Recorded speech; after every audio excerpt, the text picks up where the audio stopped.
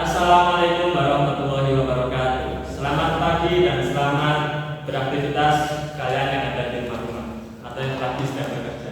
Nah, di sini kita akan membahas podcast tentang sistem informasi manajemen yang berbasis di keamanannya suatu perusahaan atau di suatu organisasi. Nah, di sini saya ada dua narasumber, yaitu ada Mas Fadil sebagai nanti yang bertanya dan juga ada Mas Salim sebagai penjawab.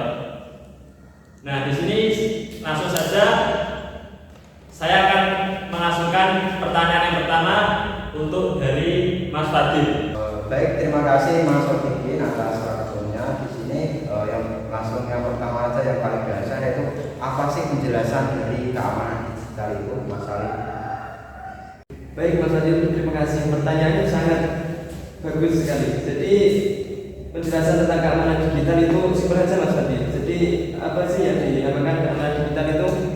Nah, keamanan digital itu cara kita melindungi data dan informasi pribadi kita saat menggunakan teknologi. Contohnya, semisal melindungi akun media sosial, email, atau bahkan data kartu kredit dari orang-orang yang enggak bertanggung jawab.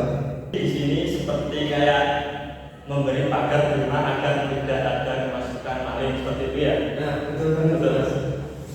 Sekarang itu kan banyak maling-maling yang caranya pintar sekali, maling data dengan cara pintar sekali. Pernah itu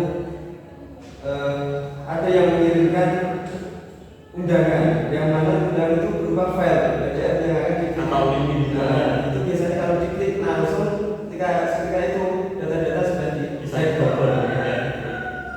Oh, seperti itu. Berarti kesimpulannya di sini untuk pertanyaan dari Mas Fadil yang pertama yaitu untuk mengamankan sebuah data yang dimiliki perusahaan tersebut. Akan tetapi tidak akan bisa seperti permanen aman seperti itu. Jadi ini masih dimaksimalkan seperti itu ya. Iya. Oke, baik. Di sini untuk melanjutkan pertanyaan kedua yaitu dari Mas Fadil, apakah masih ada? Oh, jadi berarti intinya itu keamanan digital itu sangat penting bagi kita. Nah, kalau misalnya di antara kita itu sudah ada yang kena hack karena misalnya mengklik link yang sembarangan, itu bagaimana cara kita mengatasinya atau mengembalikan akun yang dihack itu? Oh, kalau itu susah Mas. Bagaimana caranya data yang sudah terhack itu susah untuk memulihkannya. Bagaimana caranya?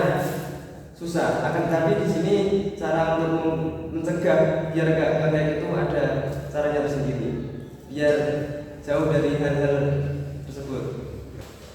Oh, berarti ada ya untuk mengatasi atau mencegahnya. Itu seperti bagaimana? Seperti yang punya data-data itu harus bagaimana untuk langkah-langkahnya agar mencegah datanya agar tidak terkumpul.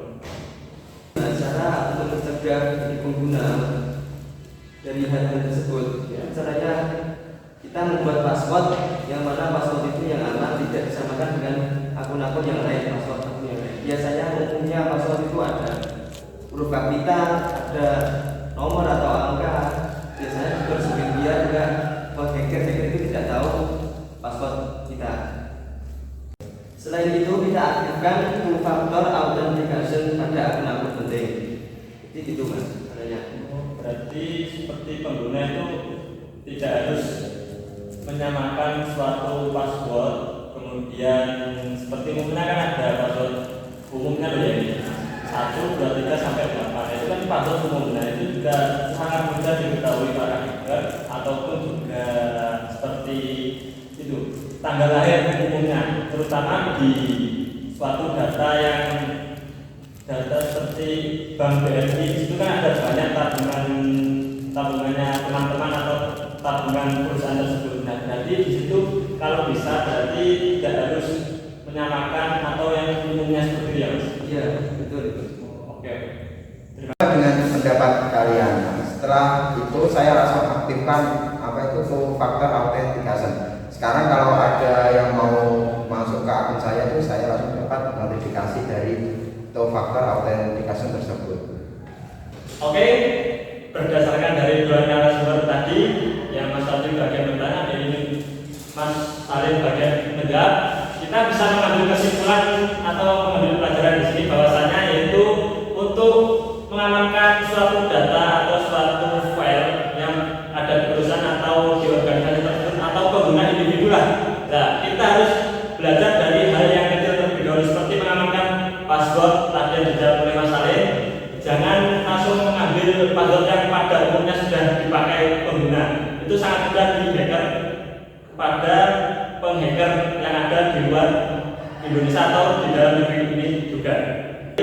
Di sini langsung saja saya tutup di podcast kali ini, hari ini yang singkat ini. Terima kasih untuk waktunya. Wassalamualaikum warahmatullahi wabarakatuh.